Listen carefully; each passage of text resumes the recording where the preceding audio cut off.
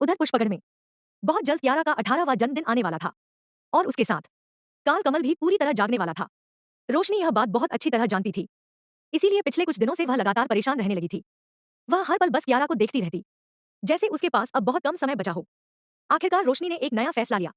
वह चाहती थी कि कियारा की शादी जितनी जल्दी हो सके उतनी जल्दी कर दी जाए, क्योंकि वह जानती थी अगर भविष्य में सच में उसकी और पूरे परिवार की मृत्यु हो गई तो कम से कम कियारा अकेली नहीं रहेगी।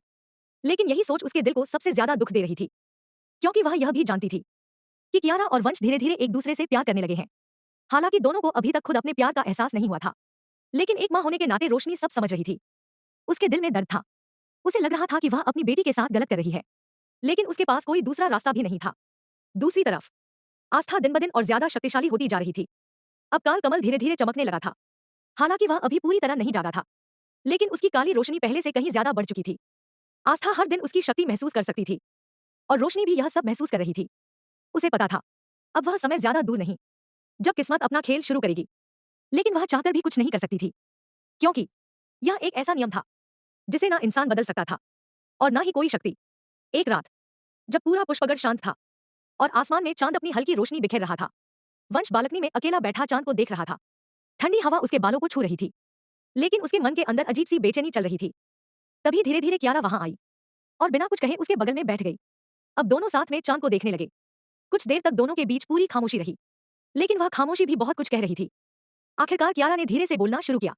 जानती हूँ अब तुम्हारे जाने का समय आ गया है। वंश ने तुरंत उसकी तरफ देखा। उसकी आंखों में दर्द साफ दिखाई दे रहा था। वह धीमी आवाज में बोला, जी करता है हमेशा यहीं रुक जाऊं, तुम्हारे साथ, मुझे कहीं नहीं जाना। यह सुनते ही कियारा की आंखें हल्की भर आईं, लेकिन उसने खुद को संभाला। वह बोली, तुम्हारे घर वाले तुम्हारी चिंता कर रहे होंगे। तुम 2 महीने से यहाँ हो और अब तुम्हारे घाव भी ठीक हो चुके हैं। तुम्हें लौटना होगा अपने परिवार के पास। इतना कहते ही उसकी आंखों से आंसू की एक बूंद गिर गई। वंश उसे देखता रहा, फिर बोला, जानता हूं तुम यह क्यों कह रही हो, ताकि मुझे दर्द ना हो, लेकिन मैं यह भी जानता हूं तुम्हारी शादी होने वाली है। यह कहते कहते उसकी आंखों में गुस्सा उतर आया। लेकिन चाहे कुछ भी हो जाए, मैं यह शादी नहीं होने दूंगा। कियारा तुरंत उसकी तरफ मुड़ी। तुम कुछ नहीं करोगे, जो चल रहा है उसे ऐसे ही चलने दो। हम नियमों के बीच हस्तक्षेप नहीं कर सकते। वंश अचानक खड़ा हो गया। उसकी आंखों में गुस्सा और दर्द दोनों थे। चाहे कुछ भी हो जाए, मैं तुम्हें किसी और का बनते नहीं देखूंगा। कियारा कुछ पल शांत रही, फिर धीमी आवाज में बोली, मैंने जुगनू को चंद्रलोक भेजा था। वहां किसी ने फिर हमला कर दिया है। तुम्हें जाना होगा। यह कहकर कियारा कमरे की तरफ जाने लगी, लेकिन तभी वंश ने उसका हाथ पकड़ लिया और एक झटके में उसे अपनी तरफ खींच लिया। कियारा सीधा आकर उसकी छाती से टकराई। अब वंश का हाथ उसकी कमर पर था और वह लगातार उसकी आंखों में देख रहा था। फिर उसने धीमी लेकिन भारी आवाज में कहा, मेरे अलावा अगर तुम किसी और की हो गई तो मैं कैसे जीऊंगा, तुम्हें किसी और का होते देखकर। मर। लेकिन वंश अपनी बात पूरी करता उससे पहले ही कियारा ने तुरंत उसके होठों पर हाथ रख दिया। उसकी आंखों में आंसू आ गए थे। वह कांपती आवाज में बोली, खबरदार, अपने मुंह से मरने की बात निकाली तो तुम्हें क्या लगता है तुम्हें मरते देखकर मैं जिंदा रह पाऊंगी। वंश उसकी आंखों में देखता रह गया। तभी कियारा ने धीरे से कहा, अगर इतना ही फर्क पड़ रहा है तो आज की इस आखिरी रात में बना लो मुझे पूरी तरह अपना। अपनी आत्मा तो मैं तुम्हें पहले ही सौंप चुकी हूं, अब सिर्फ यह शरीर ही बाकी है। यह सुनते ही वंश खुद को रोक नहीं पाया। उसने तुरंत कियारा को दीवार से लगा दिया और अगले ही पल दोनों एक दूसरे के होठों में खो गए। उनकी सारी दबाई हुई भावनाएं उस पल बाहर आ चुकी थी। वंश ने कियारा को अपनी बाहों में उठाया और उसे बिस्तर तक ले गया। कमरे के बाहर तूफानी हवाएं चलने लगी। आसमान में बिजली चमकने लगी। बारिश तेज होती जा रही थी और उसी रात दोनों पूरी तरह एक दूसरे में खो चुके थे। दूसरी ओर अचानक रोशनी की आंख खुल गई। वह तुरंत उठकर बैठ गई। उसे वातावरण में कुछ अजीब महसूस हुआ। उसी समय बहुत दूर चंद्रलोक में अनायता भी अचानक नींद से जाग गई। दोनों ने लगभग एक साथ बाहर की ओर देखा। आसमान का मौसम अचानक भयानक हो चुका था। तेज हवाएं, काली बिजली और हवा में फैली अजीब सी शक्ति। रोशनी समझ नहीं पा रही थी कि अचानक ऐसा क्या हुआ जिससे पूरा वातावरण बदल गया। दूसरी ओर आस्था ध्यान में बैठी थी। तभी अचानक उसके राज्य के सामने एक विशाल पेड़ जोर से गिर पड़ा, जैसे कोई उसे चेतावनी दे रहा हो, जैसे कोई आने वाले विनाश का संकेत दे रहा हो। आस्था तुरंत बाहर आई। उसने आसमान की तरफ देखा, फिर उसकी आंखों में एक खतरनाक चमक उभरी। वह समझ चुकी थी आज कोई बहुत बड़ी शक्ति एक हो चुकी है। आस्था ने गुस्से से आसमान की तरफ देखा और चिल्लाई, मैं नहीं रुकूंगी। रोशनी और अनायता दोनों ही उस रात अचानक बदले मौसम से थोड़ी घबरा गई थी, लेकिन रोशनी के पति आर्यवीर ने उसे समझाया, शायद मौसम ही खराब हुआ है। आर्यवीर के बार बार समझाने के बाद आखिरकार रोशनी वापस सोने चली गई। लेकिन दूसरी ओर अनायता की नींद जैसे पूरी तरह उड़ चुकी थी। आज का वातावरण देखकर उसके मन में पुरानी यादें लौटने लगी। उसे अपना बचपन याद आने लगा। जहां दो छोटी बच्चियां एक दूसरे के साथ खेल रही थी और थोड़ी दूर एक और बच्ची बैठी थी जो उन दोनों को हल्की नाराजगी से देख रही थी। वह बहुत पुराना समय था। लगभग 9 साल की एक लड़की दूसरी लड़की से बोली, अना, क्या कर रही हो? वह लड़की कोई और नहीं बल्कि अनायता थी और जिसने उसे बुलाया था वह रोशनी थी। अनायता मुस्कुराई और बोली, कुछ नहीं, बस इस गुलाब से तुम्हारे लिए एक हार बना रही हूं। रोशनी की आंखें चमक उठी। सच में? मुझे हार बहुत पसंद है। कुछ देर बाद अनायता ने अपने हाथों से बनाया हुआ गुलाबों का हार रोशनी को पहनाया। रोशनी बहुत खुश हो गई।